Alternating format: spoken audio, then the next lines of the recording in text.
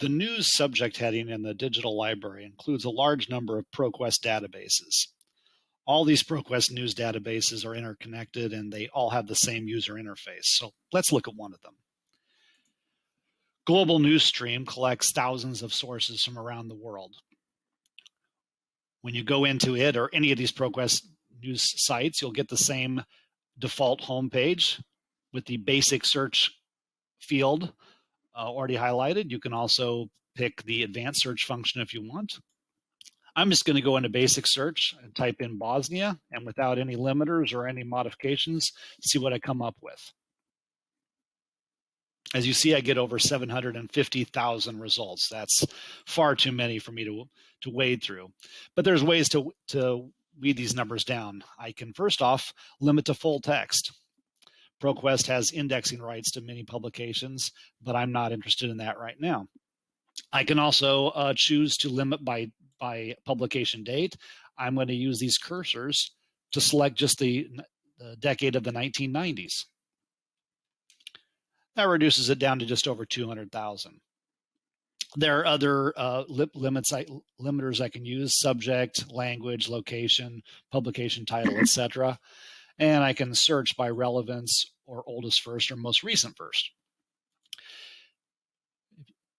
Here in the results list, it gives me the title. It indicates it's full text, which again, I selected only full text.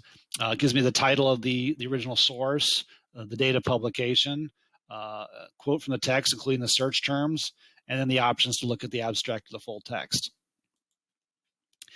If I click on it, it takes me to the original article. Now, this is a transcription of the article, not a scanned copy of the original. Gives me the abstract, the headline, the word count, and so forth. I can save as a PDF. I can cite it, and the citation tool allows me to pick multiple editions of several different citation styles. If I select one, it creates a citation for me, which I can then copy and paste into my document. I can also email this to myself or someone else, or print it. There are several other options, including the option to save to my research. Now, you need a ProQuest research account to do this. You can create it in any of these ProQuest news databases. All you need is an email address and a password. They don't even require your name. I've already logged into mine, so when I click on Save to My Research, I don't need to log in again.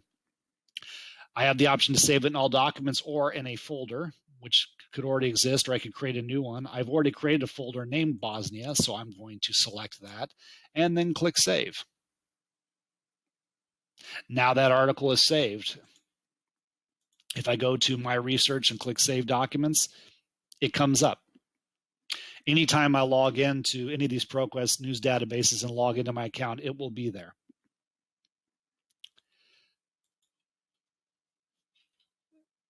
What works for Global Newsstream works for all the other ProQuest databases, including US Newsstream. And then there is also individual titles of 5 major United States dailies: the Chicago Tribune, the Los Angeles Times, the Wall Street Journal, the Washington Post, and the New York Times.